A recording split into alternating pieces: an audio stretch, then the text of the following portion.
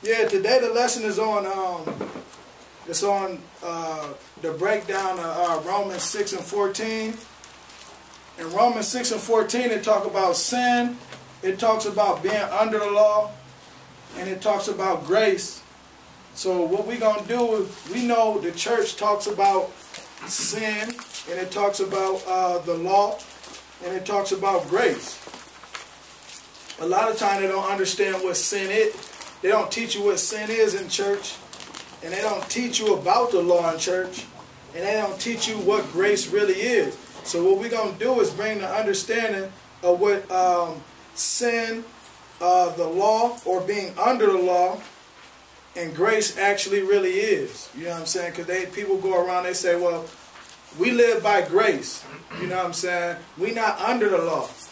People say that. So what we're going to do is we're going to go through the scriptures and give you a clear understanding of what it means, and we're just going to break it down, so just follow along.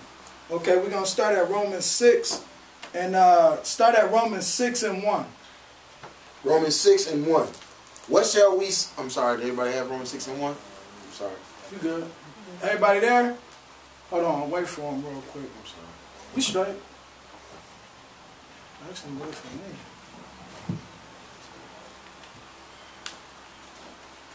Okay, go ahead. Romans 6 and 1. What shall we say then?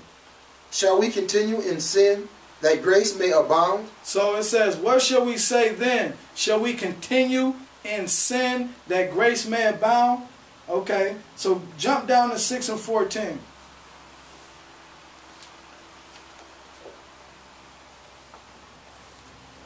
Romans 6 and 14. For sin shall not have dominion over you.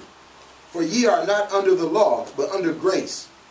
What then? Shall we sin because we are not under the law, but under grace?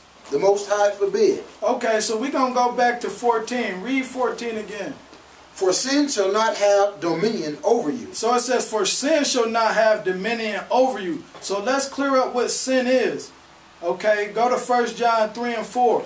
A lot of this is going to be review, but it's also for clarification. We're going to basically be using nothing but scripture. I'm going to elaborate a little bit, but what's already understood don't need to be explained. You know what I'm saying? The Bible explains itself, so really I don't have to expound too much on none of this.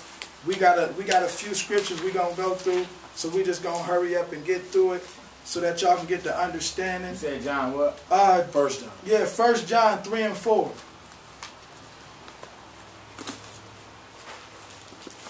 Okay, I'm going to read Romans 6 and 14 again, but y'all, make sure y'all get 1 John 3 and 4.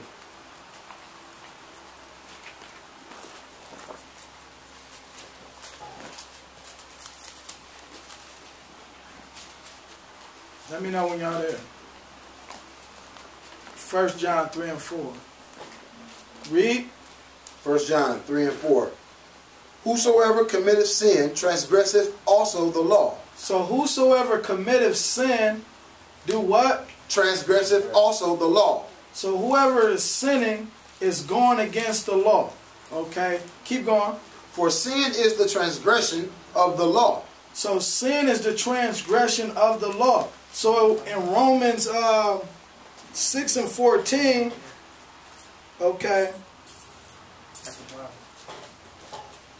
in Romans 6 and 14, it says, for sin shall not have dominion over you. So what it's basically saying in the first part of Romans 6 and 14, it said, for sin shall not have dominion over you. So therefore it's saying, so transgressions of the law, meaning breaking the law, should not have dominion over you.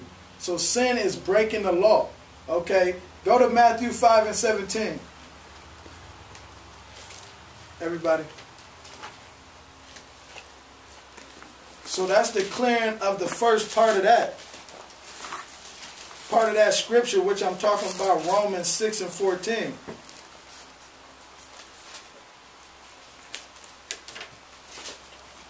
You ready? Matthew, the 5th chapter, the 17th verse. Everybody got that? Read. Think not that I am come to destroy the law. So it said, think not that I am come to destroy the law. So it says, think not. Don't put it in your head, okay, that he came to destroy the law. Okay, let's see what the law is. Okay, go to Deuteronomy. Hold where y'all at. Put your finger at Matthew 5 and 17. Go to Exodus 24 and 12.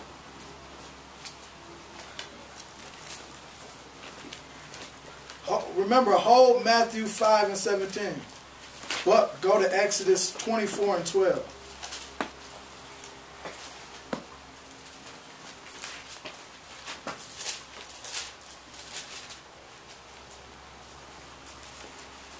There. Read. Exodus 24 and verse 12. And the Most High said unto Moses, Come up to me into the mount, and be there.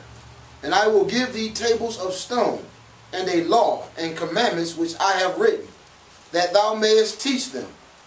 And Moses rose up. Straight. Read that one more time. Verse 12. And the Most High said unto Moses, Come up to me into the mount, and be there. And I will give thee tables of stone, and a law and commandments which I have written, that thou mayest teach them. So Moses went to the Most High and got the laws and commandments on the tablets. So, like y'all was holding, go back to Matthew 5 and 17.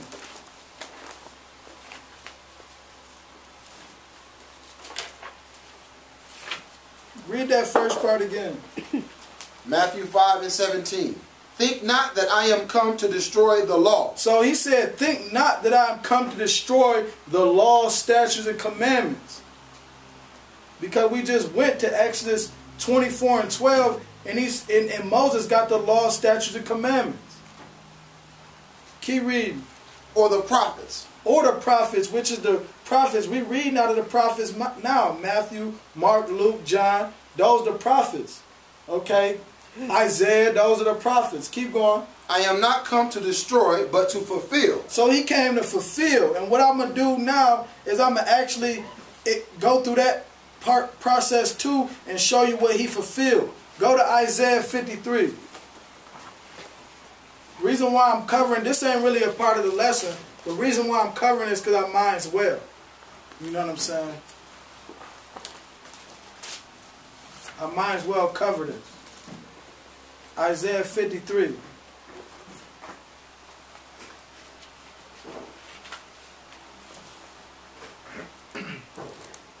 Start at 1.